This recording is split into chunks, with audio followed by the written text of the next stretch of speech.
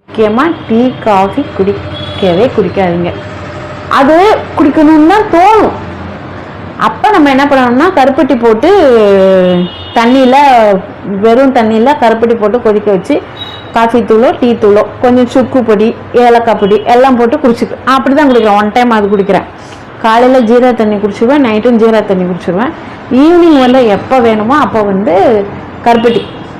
கருப்பட்டி சுக்கு காப்பி சுக்கு டீ தூள் போட்டு குடிச்சிடலாம். அது உங்களுக்கு வேணும்னா ஒரு தடவை நான் போட்டு காமிக்கிறேன், குடிக்கிறத காமிக்கிறேன். அது குடிச்சிடலாம்.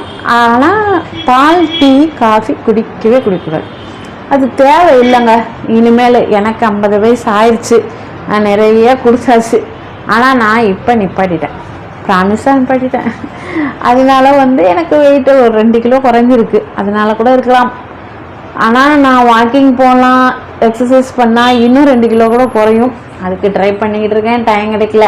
நேரம் கிடச்சிச்சின்னா கண்டிப்பாக அதையும் ஃபாலோ பண்ணணும். வாக்கிங் போகிறதையும் எக்ஸசைஸையும் ரெகுலராக ஃபாலோ பண்ணால் நிச்சயமாக நம்மளும் ஃபிட் ஆகலாம் அப்படின்ற ஒரு நம்பிக்கை வந்திருக்கு. இப்போ தான் எனக்கு நம்பிக்கை ப்ளஸ் ஆசை வந்திருக்கு.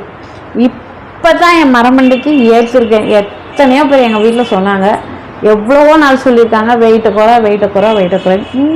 கேட்கலையே, கேட்கவே மாட்டேன் நான். சரி, இப்போ தான் நல்லா சாப்பிட்டு அப்புறம் நைட்டு கொஞ்சம் கம்மியாக சாப்பிட்டுட்டு இப்போ தான் அந்த மாதிரி தான் ட்ரை பண்ணுறேன். இல்லைன்னா நைட்டு தான் ஃபுல் கட்டி ஏற்றுவேன். இப்போ அதெல்லாம் கிடையாது, கம்மியாக சாப்பிட்டுட்ருக்கேன். என்னமோ நான் கடவுள் தான் வழி விடணும், கொஞ்சம் உடம்பை பார்த்து கொடுக்கணும் நமக்கு கடவுள். சரி வாங்க, அந்த வெயிட் லாஸ் ட்ரிங்க் எப்படி செய்யுதுன்னு பார்க்கலாம். பாருங்கள், கொதிக்கிற தண்ணியில் நம்ம அந்த 4 ஐட்டத்தை போடணும். ஓகே, வாங்க பார்க்கலாம்.